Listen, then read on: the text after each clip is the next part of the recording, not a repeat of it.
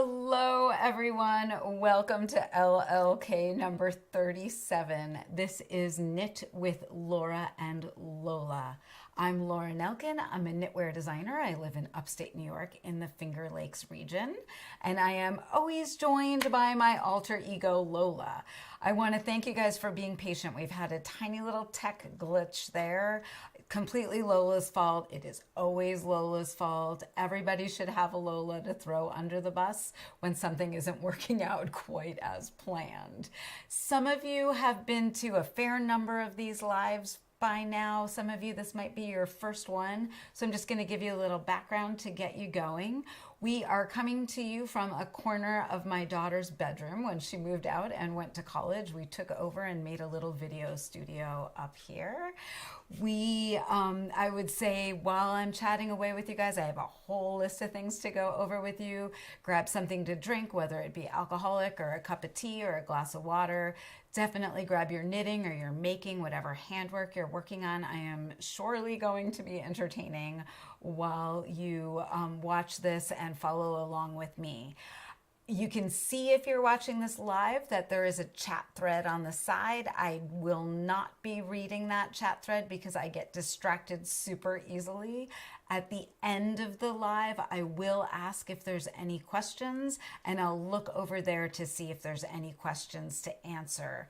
At the end of this, I will put all of the show notes underneath this video. So anything I talk about, like the jumpsuit I'm wearing or a cowl I'm wearing or whatever, I'll give you links to everything below in case you're wondering about it. So as I chat, don't worry about asking questions like that. Know that like within a half hour after the live, you'll have access to all of that.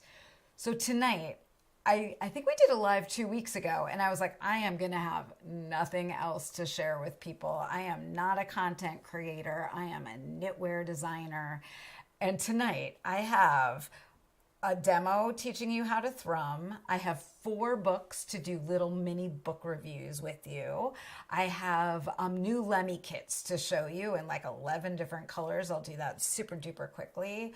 I have a jumpsuit that I just made that I'm wearing tonight. And what else do I have to? Oh, I have to tell you about Knit for Food Knit-A-Thon, which I'm absolutely thrilled how that is going. So that's kind of what's coming up here. And I want to start off with the thing that I am the most proud and excited about right now, which is the Knit for Food Knit-A-Thon. Some of you might know what the Knit for Food Knit-A-Thon is, especially if you've been following me for a little while. And if you don't know what it is a 12-hour knitting marathon that is taking place on Saturday, February 12th from 10 a.m. to 10 p.m. Eastern Time. We are raising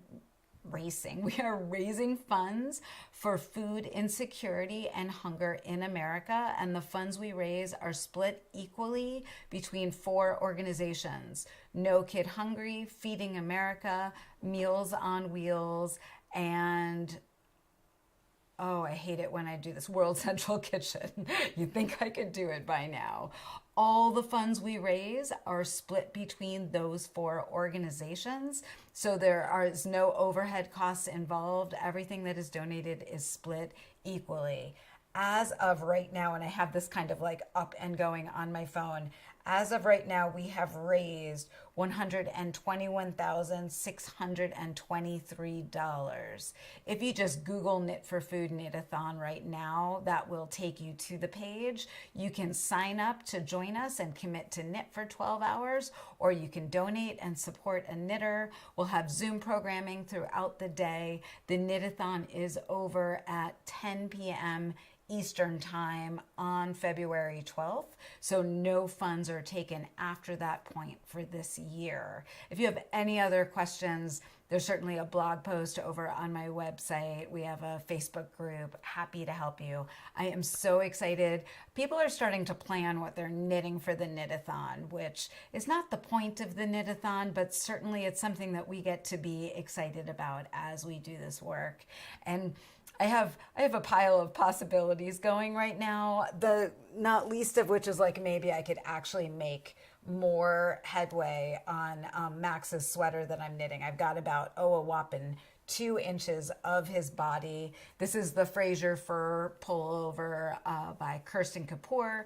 I've been working on it since last June. It's kind of my doing these lives from the studio knitting. My friend Kim came over last weekend and she grabbed it to knit on, and I forgot that. I knew she was a tighter knitter than me, but we kind of forgot, and I should have changed needle sizes for her. And then she got about 1.5 inches knit on it because she forgot her knitting, and then I had to rip out everything she did and go back to my needle size, to the correct needle size, because it just was not working. So we tried. Max's will get done. It's just, honestly, people, it is boring. It is absolutely gorgeous nightshades, but it's basically black yarn in the round for the rest of my life. Like, it's going to be an 18-inch body, and then I'm going to have to do the sleeves. And at this rate, it'll be next winter that he's going to get it. I don't think that he is going to get it for this winter at all. So that's one of the things I'll knit on during the Knit-A-Thon. I'm just looking down to make sure that I kind of cover everything.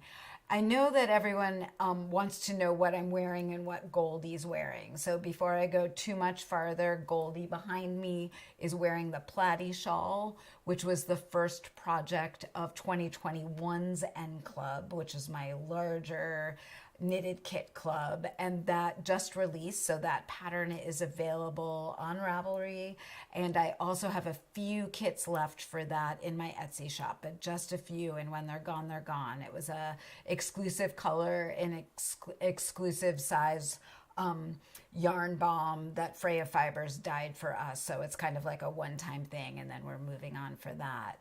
I am wearing my new Talam Jumpsuit that I made. That is a So Liberated pattern, and I'll tell you about a little more about that later on. And then I'm also wearing my Shalola, which I've been wearing a lot lately. And Shalola, see if I can kind of cover up my microphone again. Shalola is kind of a shawl, it's kind of a cowl, it's got beads that are placed on it, and it's just a very easy wear. Definitely enjoying it. I see a few people are saying that it was a really fun knit, and I agree with you. I knit the garter stitch version and I knit the lace version. It's been really fun in the first quarter knit along. This is a very good segue in my Ravelry group to see people start to knit them out of other yarns. I'm really enjoying seeing them in out of like variegated hand painteds, or I think one person did it out of like a silk linen, which is lovely if you live in a warmer weather climate. But it's really, this is not Shalola. I'm not going to do kits for going forward. I think it was a one-time thing for Lola's Choice because I think it's such an easy pattern to just go stash diving for fingering weight yarn and come up with your own version of Shalola. It uses size 6 beads. I could go on and on. I already told you about it in the last live. What I really want to talk about is the first quarter knit along in my Ravelry group. So we're 1 month into the 3-month knit along. We typically do it the first 3 months of every year. We simplified the knit along this year, so we kind of took away some of the bigger goals and things that I think when people were reading it, it was getting a little confusing. And we still have monthly prizes. So every week you could win something just for posting a picture of a design of mine that you're working on in the forums. And then at the end, we'll have a grand prize for one person who's finished a piece within the knit along time. And I think there's already over 200 pieces by the end of January that have been entered in it, and almost 100 of them finished. So people are cranking out things, which is really fun to see. So January was mug month. We had 3 different mugs that were prizes, and it is suddenly February, which was very, very fast. And February is book month. And a lot of you know, look at me doing my little Knit for Food Knit-A-Thon plug here with my mug. I love books. I love reading. I love knitting books, especially. Most of the books that I read now, I read on Kindle, so I tend to buy electronic versions of fiction and nonfiction. But when it comes to knitting books and crafting books, I buy hardcover books. So I have 4 books to share with you today, and I'm just going to do quick little reviews of each of them. I've got Knitting for Radical Self-Care, Knitting Comfortably, Twisted Stitch Sourcebook, and the Gansey Knitting Sourcebook. We've got 2 different source books there. Let's go back to the main camera. So that gives you an idea of the 4 books we're going to be talking about. I need to put down my knitting so I can actually do the review. And one thing I'm very excited about is we have an overhead camera now. So I'm just going to read a little bit from, this is from Brandi, Cheyenne, Harper, and this is called Knitting for Radical Self-Care. I've marked some pages in it for things that I really wanted to show you and share with you. It is an absolutely gorgeous book. And what I wanted to read to you before I kind of go to the overhead camera to show you was a blurb that she has. Where is it? I swear I marked it.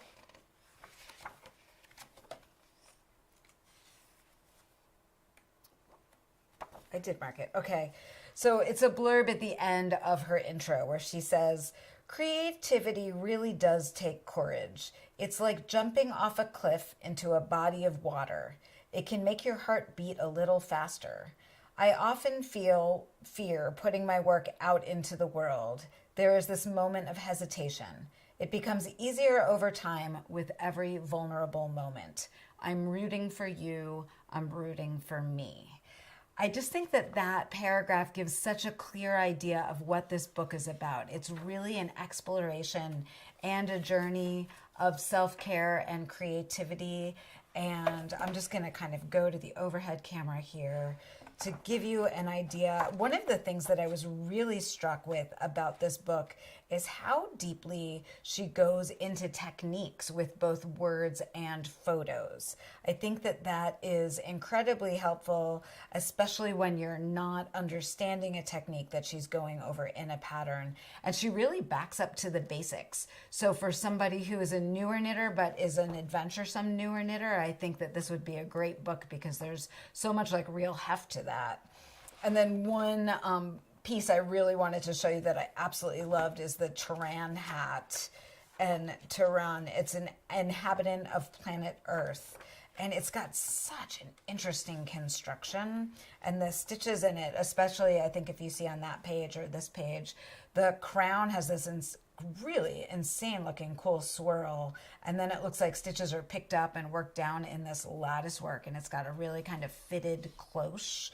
It is more of a, I think she used a bulky weight in that yarn or like a chunky weight yarn. So you can really see the stitches really clearly, which I think is very interesting. And I also really love this cowl for kind of like it's voluminous, kind of holding you and keeping you safe and comfortable. So this is a gorgeous book. And I got one for myself as well, which is kind of the way these things go. One for you, one for me. The next book that I have to show you is the Gansey Knitting Sourcebook, and this is written by Di Gilpin and Sheila Greenwell. And Di and Sheila are 2 designers that I met when I was in Scotland a few years ago. And I took some tours to Scotland in the before days, right? And we took the whole group to meet Di, and we learned all about Gansey knitting from them. Gansey knitting is typically sweaters that are knit for sailors. And one of the things that in the Northern Isles, sorry, I should say that, patterns for Guernseys, jerseys, and Erin's fisherman sweaters from the British Isles. And this is a project that Di has been working on for a long time. I absolutely love the sweater, and I'll show it to you a little more closely later. One of the things that really strikes me about Gansey sweater knitting that like as a apparel designer I'm particularly intrigued by is the way that gussets are used under the arm. So most of the sweaters that I've designed and sweaters that I've knit that other designers have designed, you don't have any gusset shaping. I'm just going to kind of go to the main camera so you can see this. You don't have any gusset shaping happening right here. You have kind of a sleeve coming into your underarm. The thing that a gusset does under the arm is really creates great mobility. So these sweaters were knit quite tight so they could be worn without a lot of ease, because you wouldn't want like something on a boat to grab your sweater and pull you into the water, right? So they were worn quite tightly, but they still needed the sailors a real range of motion. And what those gussets do underneath the arm is give that range of motion.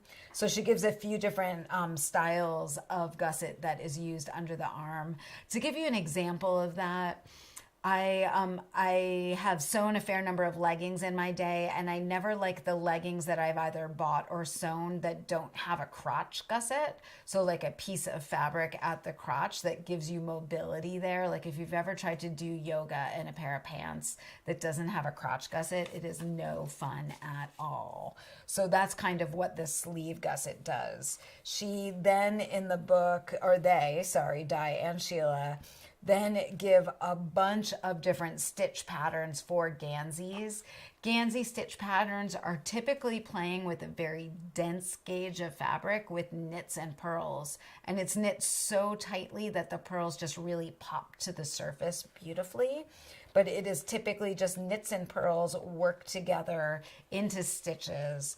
And here's that sweater that I was showing you earlier, the North Sea yoke sweater, which I think is a beautiful kind of like modern take on a classic Gansey sweater. And that's something that Di is very good at doing, is those modern takes on classic sweaters. She's done a fair amount of work in the apparel industry, doing runway shows.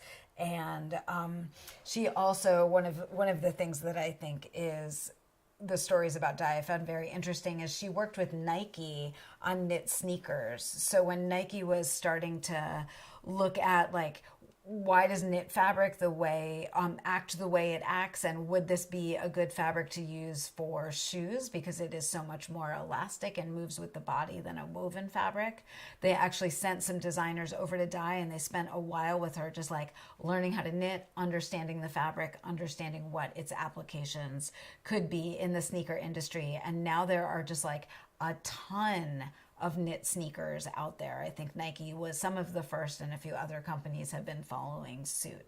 So Di is very intriguing. I can't wait till I get to see her again and have another group over in Scotland one day. Next book up, Noragon's Twisted Stitch Sourcebook. I own all of Nora's books. I will always own all of Nora's books. She is a brilliant designer. She is currently the editor for Vogue Knitting magazine, which has been quite stunning lately. And what I wanted to do here is, instead of telling you what a twisted stitch is, I'm just going to read Nora's little blurb about what a twisted stitch is. So, just what are twisted stitches? This is like your read aloud portion. Knitting terms often have different meanings in different circumstances. For instance, the term twisted stitch has a few common meanings. When you knit or purl through the back loop of a stitch, that makes a twisted stitch. But not the kind of twisted stitch this book is about. In this book, twisted stitches are two stitches that change places with each other, much like a cable, but worked entirely on the needles in a special way by working two stitches together and one of them on its own.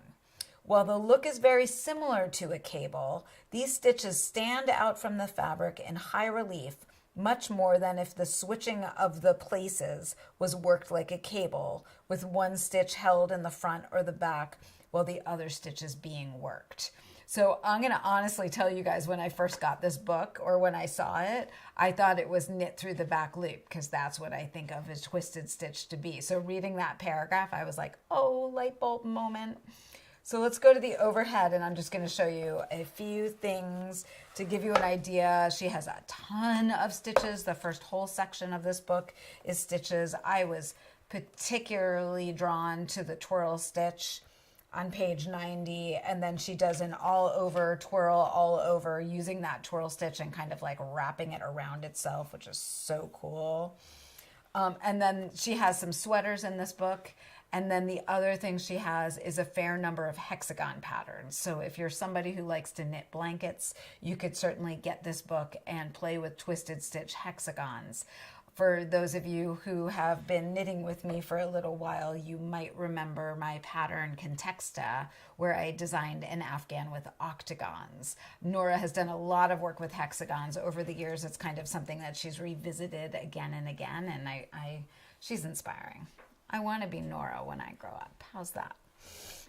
And finally, for your last book, is Knitting Comfortably, The Ergonomics of Hand Knitting by Carson Demers.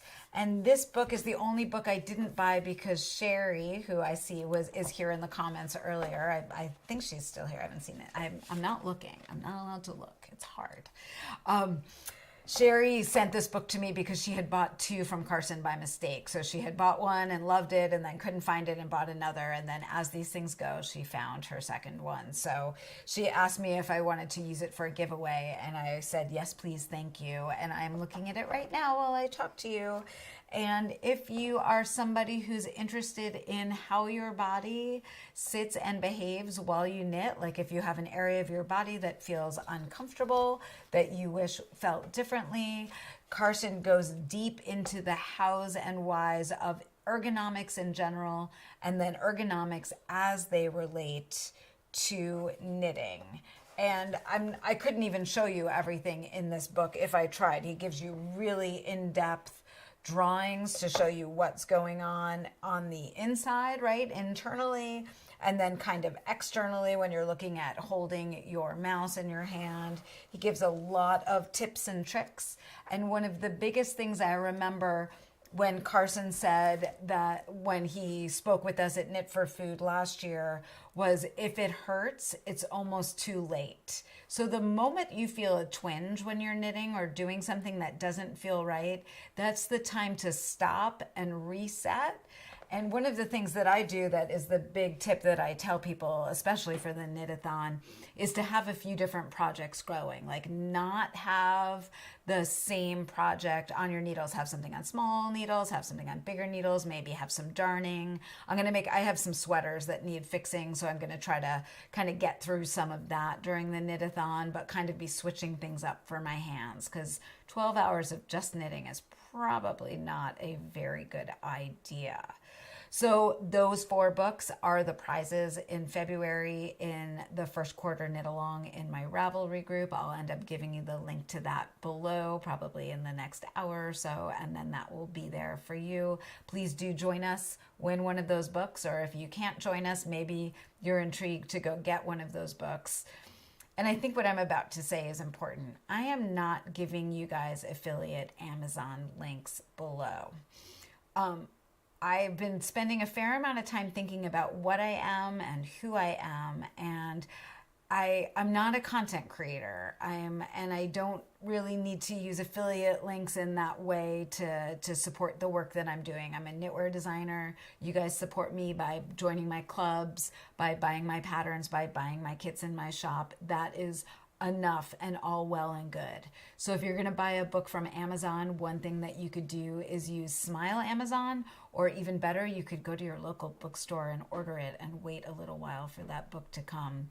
But if you don't have access to a local bookstore, Smile Amazon, any charity like Meals on Wheels, No Kid Hungry, World Central Kitchen, all of those organizations will have a Smile Amazon page. You can look for them, and then a portion of everything you buy will go to them if you go through that Smile Amazon link. So that's kind of a trick, being able to use that and feel good about your purchases.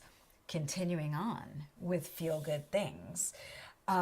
The other project that I've been working on with Jen Hohenboken is Love and Light, which is, I don't have one with me right now. Love and Light was is a heart knit out of LED lights. I've talked about it in the last 2 lives, which is probably why I don't have it here again. And all the proceeds from that pattern after PayPal fees are going to All Hands and Hearts, which is a disaster relief organization, very similar to how World Central Kitchen behaves, but with disaster relief to help people rebuild their homes and schools and communities. And we made our first donation to them last weekend of over $1,400. So that is a lot of $5 patterns. And Jen and I thank you for believing in the pattern and believing in us. And they are an absolute blast to knit if you need to knit any Valentine's Day gifts or just want to knit a heart to gift somebody who's having a hard day. It's a fast pattern. I can knit one in less than an hour and a half probably. I have the heart, the all love and light done. I have one hanging right now over our bedroom. It's actually kind of like our nightlight in our bedroom, and it has a little remote control so I can just reach over from bed and turn it off, and it just creates like such a lovely glow in our bedroom that is kind of like permanently affixed over our bed. I keep giving them away, and I am not giving that one away because it has a home over my bed and it is staying there. So to move on, sorry, I looked at the chat for a sec to make sure that everything was okay. It looks like it's going well.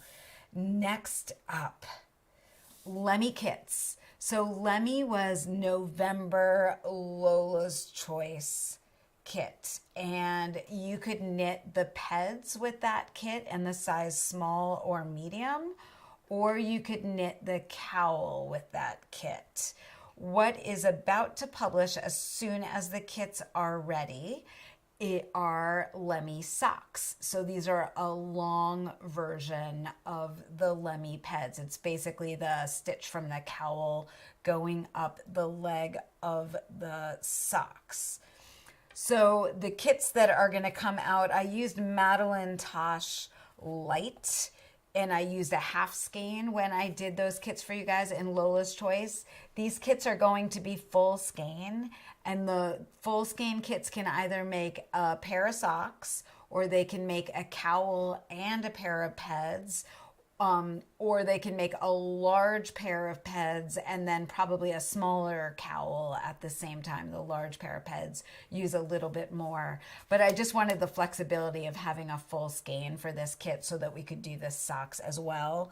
I kind of went overboard. There are going to be 11 colors. What is really nice about working with Madeline Tosh is they have a lot of dyers on staff and they have access to yarn. So these won't be too hard to reorder as I see. Look at this color. This one is so pretty. It is fragrant. I'm really into the warm pinks lately. This one is tart. Like, how could Lola not choose tart? There's also 11 Dark, which is like a lovely deep purple, and a few other colors. Coquette, because I'm really into pinks suddenly right now. So many different colors. There's 11 different colors. I had a blast choosing beads to go with them. And I do on my needles, I was trying to choose which color I was going to work with. I have, what color is this? There's yarn everywhere all of a sudden. I have Leaf Fall.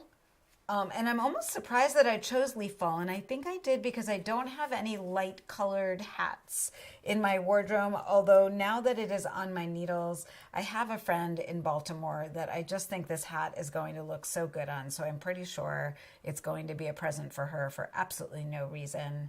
And let me go, I forgot that I have my overhead camera, so I can actually show you on the overhead camera.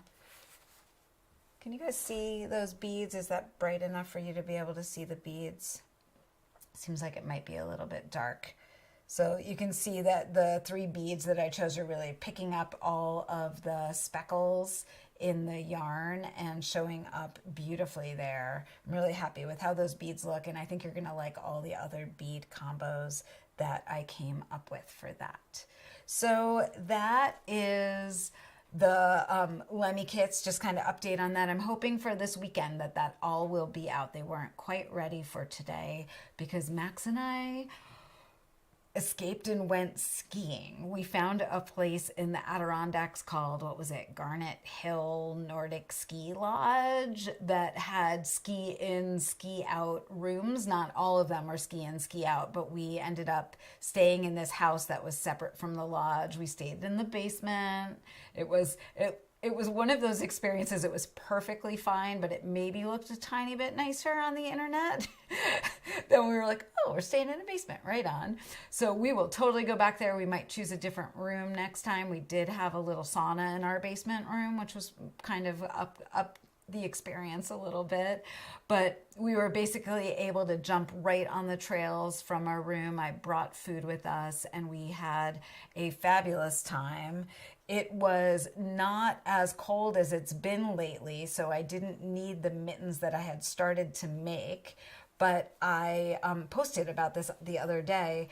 My artichoke French mittens have a big hole in the thumb right now, which is really, I'm going to show it to you on the overhead camera here. Do you guys see this big hole? I skied a hole into my thumb just from like the pole rubbing up against my thumb. I think these mittens must be like 5 years old or something. So I decided I needed a new warmer pair of mittens, and I decided to make a pair of thrummed mittens. I'm sure that there are some people here who don't know what thrumming is. And thrumming is a technique of working with a piece of fleece into your knitting to create a stitch. But what it does on the inside of your knitting, and I'm just going to take this mitten and I'm going to turn it around so you can see what happens on the inside. You end up with all of this fleece on the inside of your mitten that creates a mitten that is incredibly warm, like very, very warm. And what'll happen as I wear these and ski is the sweat from my hand and the moisture that's created when I'm skiing will felt all of this and create something that is pretty windproof and weatherproof and will protect me in the elements while still wearing wool. We all know as knitters that one of the awesome things about wool is that when it's wet, it is still warm. So it's okay for it to get wet and it will still keep you warm, which is one of the reasons I love wearing wool when I am skiing. So what I thought would be really fun to do, since we finally have this overhead camera, is to teach you how to thrum. And when Max and I were talking about it on the drive up to skiing, of course, he asked me like what the etymology of the word thrum was, because if you're a musician, thrumming would be like thrumming a string and where it came from. So I jumped on Wikipedia because I was like, thrumming, it's knitting, dude. It keeps your hands warm. Come on. And what thrumming is the origin of the word is the little tiny ends of warp that were left over from the milling process were called thrums. So like in England back before the Industrial Revolution, those like little bits of ends that came off your loom would be called thrums. And that word was kind of taken and developed and then used in Labrador and Newfoundland, where the thrumming technique came up as a way of creating a really warm knitted piece for sailors to wear or people who were really exposed to the elements because it was incredibly cold and windy in those areas. So they would take little bits of fleece and then incorporate them into the knitting to create a thicker fabric. These mittens would have been it was about 30 degrees when we were skiing, 27 degrees Fahrenheit, way too warm to be wearing them. But these are going to be great the next 5-degree day that I go skiing. I'm going to be thrilled to have them. So I am using a few things here. I am using my friend Meika John's SaltandStoneKnits pattern called the Friesland Mittens. I did not write my own pattern for this. I had taken a class with Meika last January, and it was a really interesting class. I learned a ton about thrumming. I also learned a lot about using a Zoom sometimes as a teacher. It's really nice to take other knitting teachers' classes to learn like different ways to use Zoom. So I learned a lot from her that day. And I started a mitten and I put it aside, and then I kind of like went back to it just this week and was like, I'm all in, I'm thrumming. So the yarn that I'm using is Jill Draper Makes Stuff Empire. This is left over from an artichoke French sweater that I made my daughter. I've also made mittens out of this ball of yarn, and I bet I could, artichoke French mittens, and I bet I'll be able to get a few pair of thrummed mittens out of this ball of yarn. I'm kind of excited to see how many I can get out of it. I would say any hefty Aran heavy worsted weight yarn that you want to use that is pretty like round and robust and kind of going to go hold onto your stitch as well as a good yarn to use. You want to knit it densely. You don't want a lot of air getting through the fibers when you're knitting these.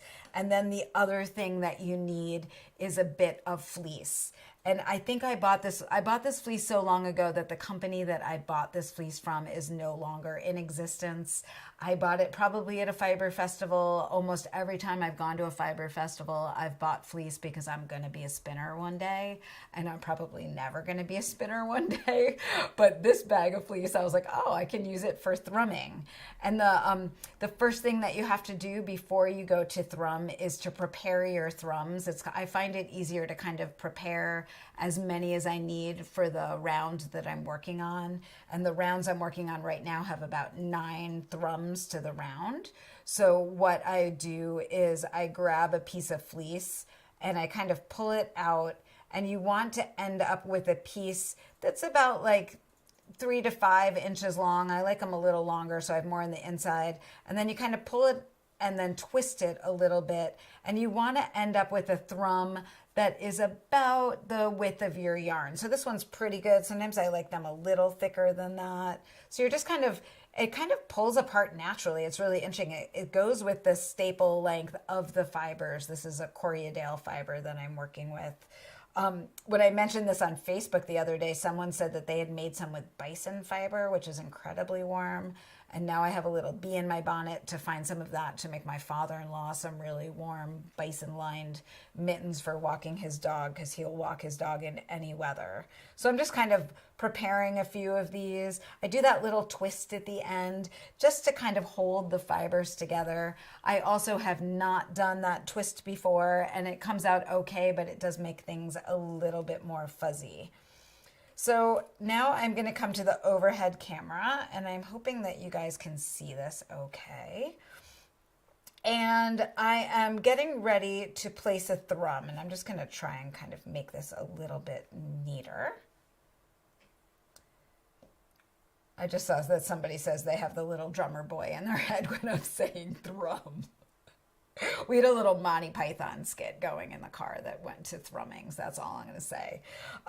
So I am a continental knitter, but I find for thrumming that knitting English works a little better. And I'm going to show you the trick that I've come up with for still being a continental knitter, but knitting the thrum correctly. So what I do is I leave my yarn to the right here. And then I put my needle into the stitch that is going to get the thrum. And then I grab a thrum and I put it over my needle. And I kind of tuck that thrum into the body of my mitt. And then I take my yarn and wrap it around the needle. And I pull that through. And then I've got my thrum sitting next to my stitch right there. And now I am going to go and knit 3 because that is my pattern. And I'm going to show you this 2 more times, and then I'm going to show you what happens on the next row, which is kind of the last step to thrumming. So remember, I'm a continental knitter, so I'm going to kind of move my yarn over. I'm going to put my needle in.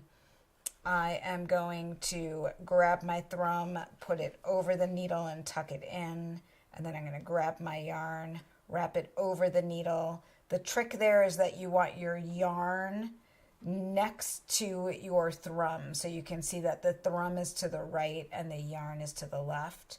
And then I'm just going to pull them through together so that you've got thrum here, yarn there. And now I'm going to knit 3.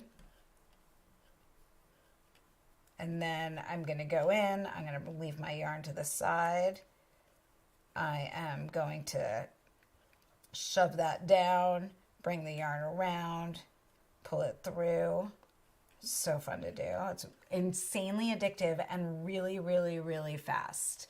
I will say that The pattern that I'm using has really great notes about how to thrum. So if you decide that you want to do this, there are great resources for thrumming.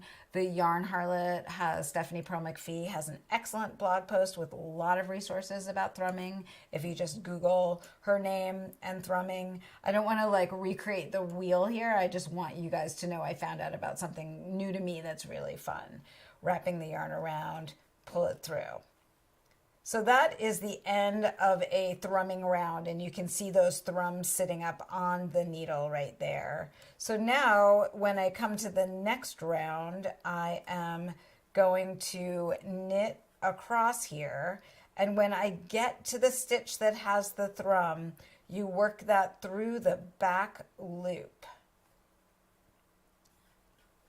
And what that does is twist the thrum and make that beautiful little heart shape, that kind of heart shape that has become, I think, really in what you're used to seeing when you see a thrum. There's that little tiny heart. My friend Andrea, who lives in Texas, was like, I need to make those because she loves hearts. But I was like, honey, you are never going to need to wear these in Texas. That's like way too hot. I don't think so. So that's how easy it is to thrum. Is that incredibly easy? I see that someone said that Very Pink has a thrumming video. There are a lot of thrumming videos out there. There's a lot of resources for this. This is not a new technique. It's new to me. I could totally see a skiing headband with thrums in it. I've seen hats that use thrums. I kind of started looking at the artichoke French pattern to see if I could put thrums into that existing pattern, and I do think there's a way. I think the biggest trick is if you're going to use just an existing pattern that you have and you're going to put thrums into it, you probably want to make a size bigger than you would typically make for yourself, because the fleece on the inside of the mitten takes up a lot of room. So if you make it to your exact size, it's going to end up not having enough room for those thrums. You're going to be like trying to shove your hand up in there, and it is not going to be comfortable. So I'm hoping to do more demos like this, sometimes for my designs, sometimes for something that I'm into. I think it's a fun thing to do with the lives, to keep them educational, and it's just really fun to hang out with you guys and show you whatever it is I'm enthused about at the moment. So yarn wise, typically I do like a little yarn review, but I talked about why Jill Draper's yarn was great, and I showed you the Lemmy yarn, and so I'm not going to have this take up the rest of our lives. I've already been talking for a good 40 minutes, and I still have other things to show you. So one thing that I have to show you is I made a jumpsuit that I'm wearing, and this is not the best photo of my jumpsuit, and I'm not sure anybody's ever going to get to see the back of my jumpsuit because it is quite voluminous back there. There's a nice big seat. It really it could use like a union suit flap back there for going to the bathroom, because the way that this jumpsuit is constructed, it is designed by So Liberated. It's called the Talam Jumpsuit. And it's constructed with these two sides that wrap around each other, and they're sewn onto these big kind of, like I call them MC Hammer pajama pants.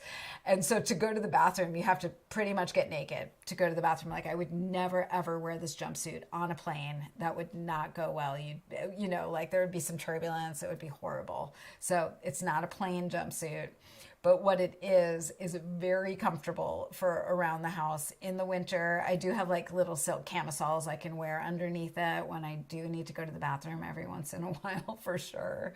But the reason I made it, besides seeing a photo of it and thinking that I loved it and I wanted to try it, is that it's going to go really well with the first End Club project, which releases next Friday, the 11th. I do have just a few spots left in the End Club, which is my bigger knitted kit club. The club filled, and then the dyer told me she was able to get a little bit more yarn, so we added like 20 more spots. So if you feel like you missed out, you didn't miss out. There's a few more spots, but when it fills, it fills. Like that's how that club goes. I always try to like have a little extra for those people that feel like they're going to have FOMO.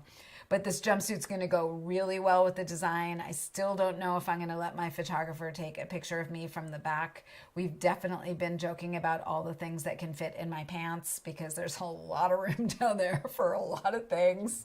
It's definitely like a storage unit in the back part of the pants right there. But they are insanely comfortable, and I didn't bring them with me skiing because I need to keep them clean till I do the photo shoot, but I was really regretting not having them in our hotel room because they would have been very comfortable for sitting around and knitting in after skiing.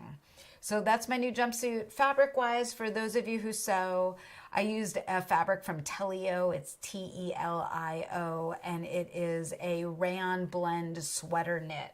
So it's got this really nice heft to it, but it's still not too heavy. It's got good structure, but it's a little bit more structured than like a bamboo interlock or something. It's just got like a little bit more to it. Another thing, because I'm not done, is I love to tell you guys what I have been cooking and what I've been listening to and reading. I'm still reading The Paris Architect by Charles Belfour. I'm really enjoying the book. It's sad, it's hard, and I've been falling asleep quickly when I finally make it to bed lately, so I haven't made it that far into it. In terms of watching, I watched the first 2 seasons of Love Life on HBO, and I couldn't believe that I hadn't heard about those before. I really enjoyed them. It seemed maybe they suggested them to me because I had been watching the new Sex and the City, or because it's almost Valentine's Day. I don't know, but I watched those, and they were just good escape while I was knitting and working on stuff. And then I just started Afterlife, which I've heard about from a few different people, and that is a British drama about a husband whose wife dies, and he basically decides he just doesn't give a crap, and he's just going to say what's on his mind, and he's like harsh and real, and he's sad, but it's like super funny at the same time. So I'm enjoying watching Afterlife. And eating wise, last live I told you about a clementine cake that I made from Nigella Lawson. And before we went skiing this week, I decided to try to make one with Meyer lemons. So I did the same recipe, but I used Meyer lemons instead of clementines. And it came out, I think, better than the clementine cake. It really kind of, Max has decided to call it marmalade cake because it's like a little bit bitter, it's a little bit sweet. So if you're somebody that likes marmalade, you might really like this cake.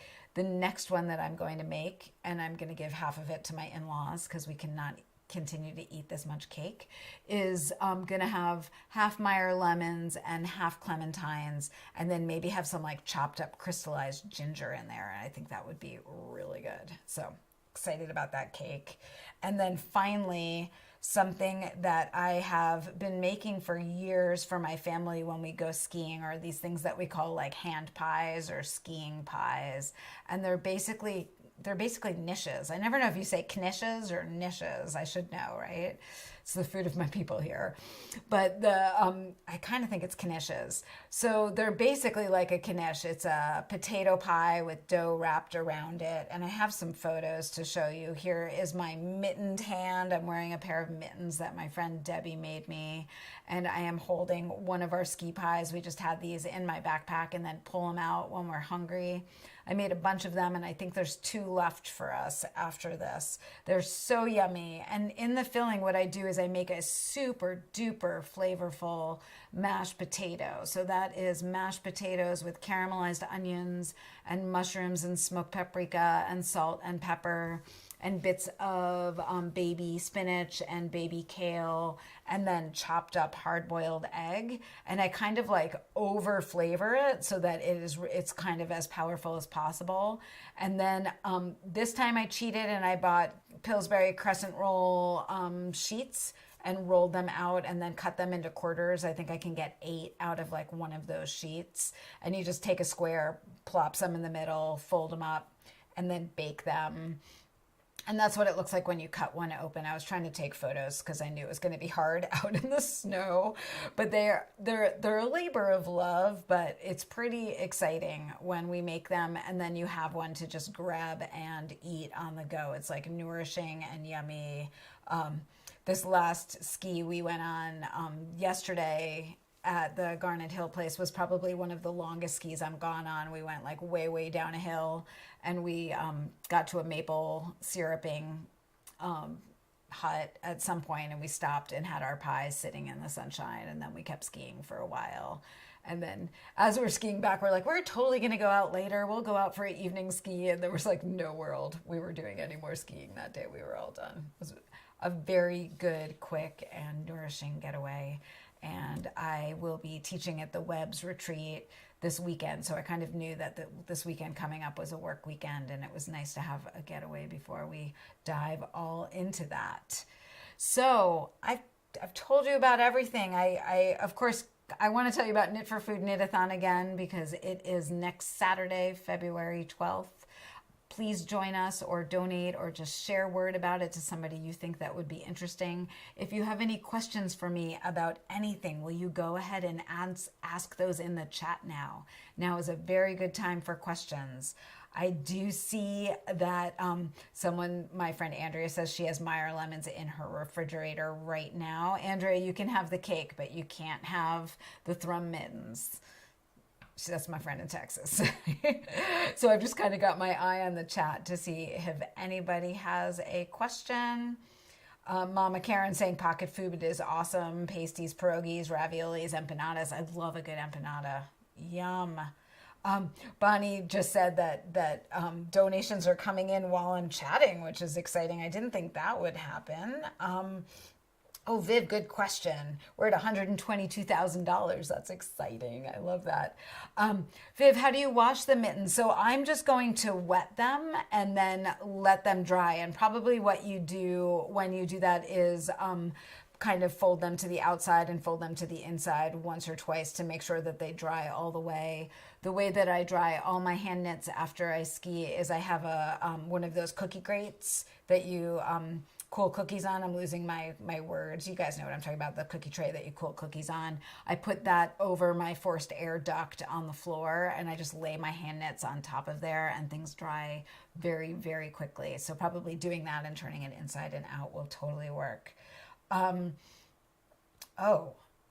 Okay, lots of questions. If you hadn't read it yet, Lincoln Highway, I'm reading it right now and I can't put it down. Sharon, I'm in a book group and that is the book that we're reading next for March 5th. So as soon as I finish Paris Architect, I am all over the Lincoln Highway. So thank you for saying that. Best place to get string lights for the knit heart. People have been having the most luck on Amazon. So if you Google 66-foot or 99-foot LED fairy lights, that is going to be the best way to find them. And if you use a smile.amazon account, some of the money for your purchase will go to an organization in need. What is the last day to donate and participate? So the last minute to donate and participate is February 12th, which is next Saturday at 10 p.m. Eastern time. That is when donation times will shut off. I think the mistake I made last year was not being very clear about that, and then people realizing that they had missed their window to donate. So I'm going to start being loud about that. If you guys could all help me be loud about that, then I won't seem quite so obnoxious doing it all on my own. This is completely a team effort, and it is such a joy to be working on with you all. Really is. How does Bella feel about the studio in her room? She's hardly here, Sherry. It's all good. She's happy we're thriving without her. That's what I could say, right? It would be sadder if we were moping around at home waiting for her to come see us 4 times a year. Okay, it seems like I'm not seeing any more questions come up, but that was great. Those were some great questions. I really appreciated all of them. I am going to go grab my last ski pie from the fridge. I might warm it up in the toaster because we have a toaster now. And then I will get all of the links for everything that I've talked about below. If you're interested in Lemmy Kits, make sure that you are signed up for my mailing list. Those of you in Lola's Choice will be getting a special discount code. So you'll be getting a separate email with a special discount code for club members as a thank you for being in my club. That's something I'm starting to do for club members that I'm very excited about. So sign up for my mailing list, join clubs, do the things, join us in the first quarter knit along, join the Knit-A-Thon, and subscribe to my channel if you're not subscribed, because that's how you hear when I have new videos that are coming out and when I'm going live. I am super excited to keep doing these with you. They're really fun. I hope you guys all have a great evening, and for those of us expecting snow, yay, enjoy it. I hope you enjoy it as much as I do. Happy knitting, everyone.